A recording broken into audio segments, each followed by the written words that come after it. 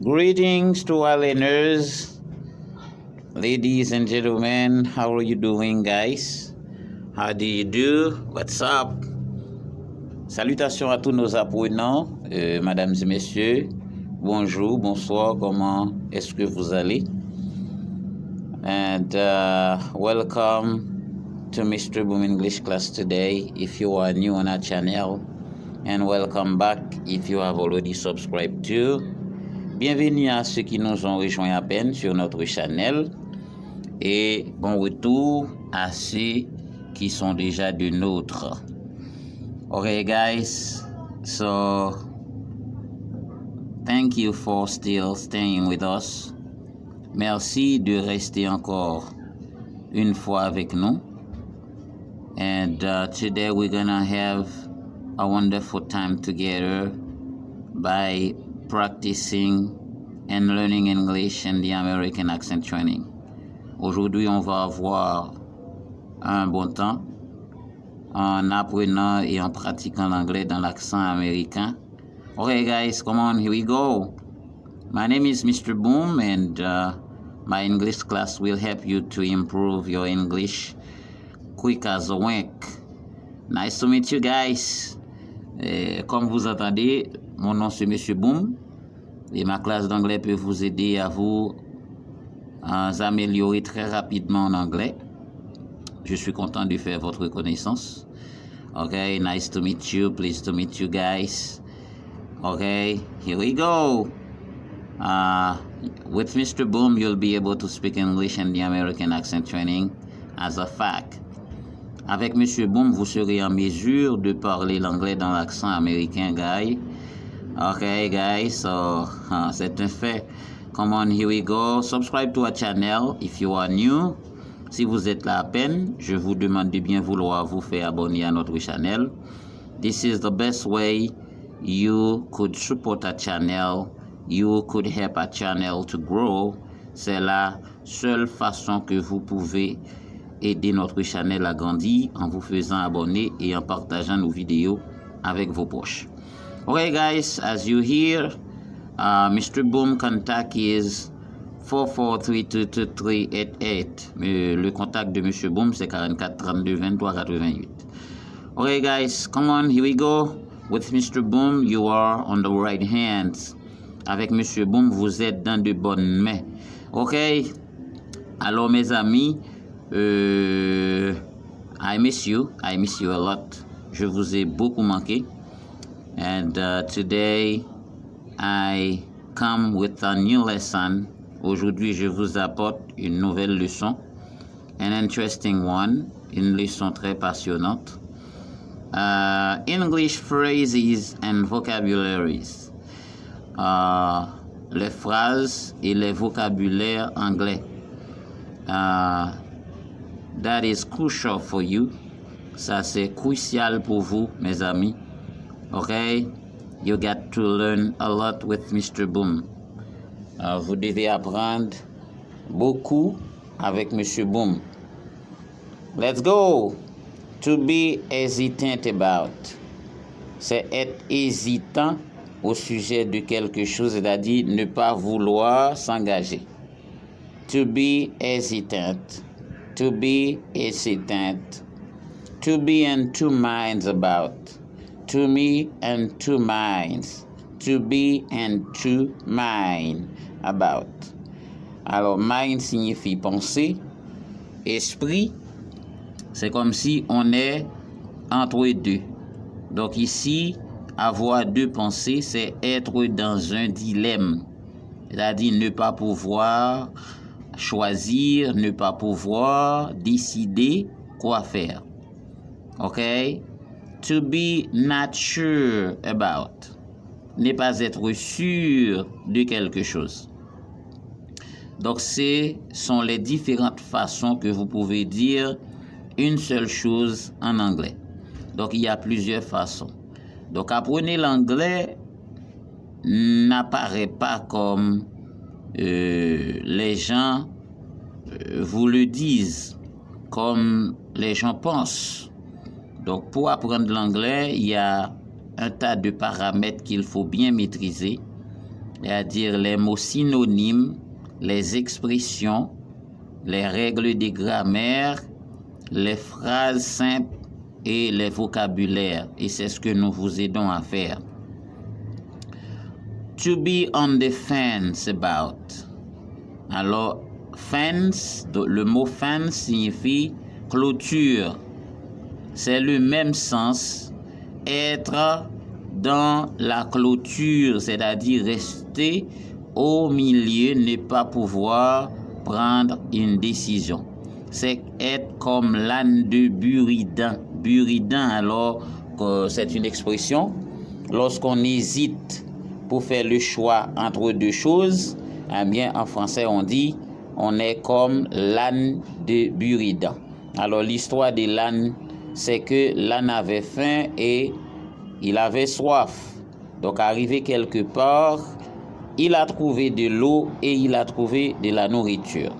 Ainsi, l'âne hésitait entre l'eau et la nourriture, laquelle prendre, laquelle choisir avant. Donc, par son hésitation, l'âne arrive à succomber parce qu'il ne savait pas s'il doit s'orienter vers l'eau ou vers la nourriture. Eh bien, en hésitant entre les deux parties, eh bien, il finit par succomber. Donc, c'est pourquoi on vient avec cette expression, l'âne être comme l'âne de Buridan, lorsqu'on est dans l'hésitation, lorsqu'on ne peut pas se décider lequel ou bien laquelle partie prendre, comment doit-on choisir? Eh bien, on est comme l'âne de Buridan. Et en anglais, cela se traduit par to be on the fence about something. Okay, guys? To be full, c'est être rempli. Par exemple, si je mange ici, je peux dire I am full. I am full, c'est-à-dire j'ai mangé mon compte, je suis rassasié. Ok? J'ai mangé à satiété. Ok? I am full. You are full. He is full. She is full. We are full. You are full. They are full. Okay, guys? So, to be stuffed, c'est aussi être rempli, regorgé. Mais ici, il y a une différence entre to be full et to be stuffed. Le mot to be stuffed est utilisé plus particulièrement pour les choses, c'est-à-dire en remplissant un sac, un récipient, on peut dire to be stuck, c'est-à-dire être regorgé, être rempli.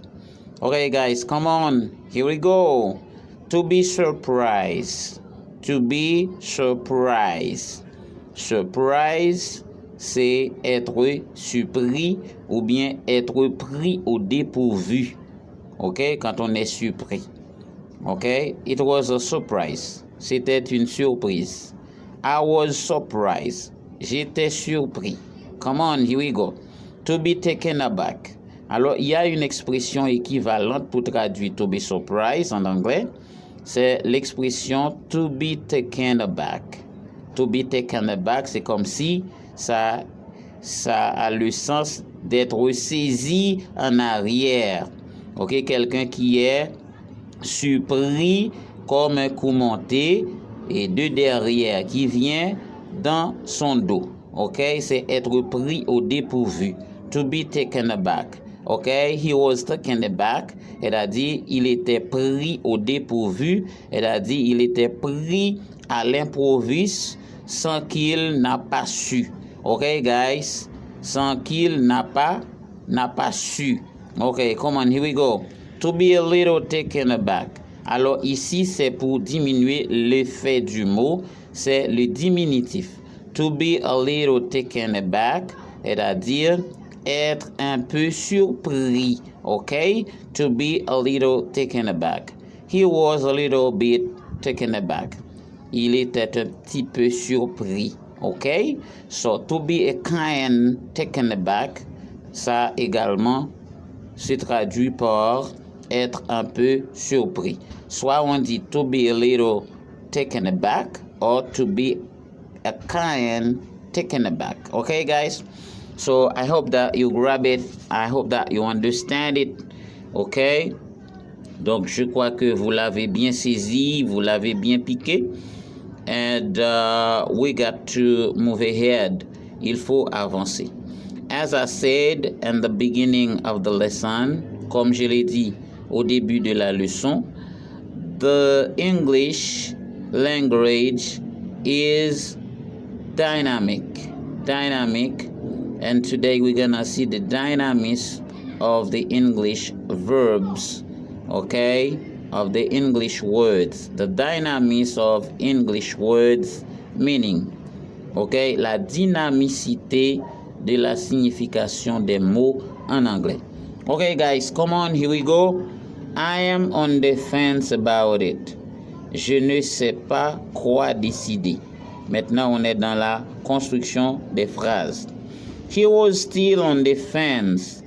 Il était toujours indécis, c'est-à-dire ne pas pouvoir prendre une décision. We were on the fence, but now we decide. We were on the fence, but now we decide. Nous hésitions avant, mais maintenant, nous décidons. OK, guys? On peut le traduire de cette manière. Nous hésitions avant, mais maintenant, nous décidons. OK? Come on. You can sit on the fence. Tu peux pas rester neutre. OK? You can't sit on the fence. Tu ne peux pas rester neutre. C'est-à-dire, to be on the fence signifie aussi rester neutre, c'est-à-dire ne pas prendre position, ne pas s'engager dans une affaire, dans une conversation. OK? You sit on the fence, c'est-à-dire vous balancez. OK, guys? You have to decide what to do. Il faut être résolu. Il faut décider. OK, guys? Here we go. Don't keep yourself on the fence. Ne restez pas à l'écart. Alors vous voyez, non seulement cela se traduit par rester neutre, eh bien ça signifie également rester à l'écart. C'est-à-dire lorsque la personne ne veut pas s'intégrer, ne veut pas prendre position, OK? He may keep himself on the fence, OK? Il pourrait rester à l'écart. Come on, here we go. Some people remain on the fence. Certains sont indécis. OK? Certaines personnes sont indécis. Certaines personnes sont neutres. Certaines personnes sont restées à l'écart. OK, guys? Why do you stay on the fence? Pourquoi tu ne prends pas de position? OK? Why do you stay on the fence? Pourquoi tu ne prends pas de position? Okay, guys, here we go. It is better not to stay on the fence. It is better not to stay on the fence. C'est mieux d'en faire un choix. C'est-à-dire, c'est mieux de ne pas rester neutre. C'est mieux de ne pas rester indécis ou bien irrésolu. Okay? So, it's better not to stay on the fence. Come on, here we go, guys. Stay on the fence of this matter. Okay? Voici un autre cas. Stay on the fence of this matter. Soyez neutre dans cette affaire. Okay? Restez à l'écart, ne pas prendre de position dans cette affaire. C'est-à-dire, ne vous immiscez pas dans cette affaire. Okay, guys, so I hope that today's lesson was a good one for you as we come back to keep on teaching you guys. We come back to keep on practicing English with you. I hope that it pleased you, and I invite you to subscribe to our channel if you are there for the first time. Si vous êtes là à peine, je vous demande de bien vouloir vous faire abonner à notre channel. C'est une façon que vous pouvez aider notre channel à grandir. Okay, guys, thank you for having attended our course today, and I'll give you appointment for a next one as soon as possible, I'll come back and bring you the new lesson. Aussitôt que possible, je reviendrai vous apporter une nouvelle leçon. Merci d'être avec nous. Merci de vous faire abonner et merci de partager nos vidéos à vos proches. Goodbye, au revoir, see you soon, à bientôt, see you next, à la prochaine, see you later, à plus tard. Okay guys, goodbye, au revoir.